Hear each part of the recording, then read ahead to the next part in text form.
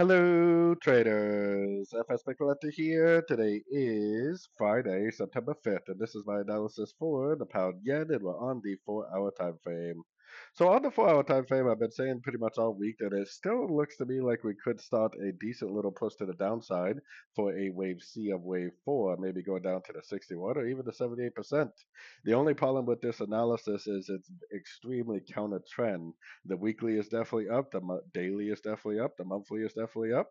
And what's that mean? That means that potentially it could just keep going up. As always, the trend is your friend. So definitely be aware of the higher time frame trends. Going down to the 1 hour time frame, we got our Fibonacci retracement on here.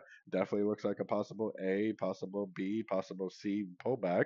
Very overlapping pattern, which also gives me a little bit of confidence that this move up right here is likely a crescent to this move down. So if it goes to a Fibonacci retracement level like the 78%, makes like a big engulfing down, definitely a break of structure would also help prove to me that this is the end of a correction and potentially the beginning of a downtrend for that wave C of wave 4 that I was showing on the 4 hour time frame. So anyways, don't forget to check out my website linked over here in the corner. And as always, thank you for watching and happy trading.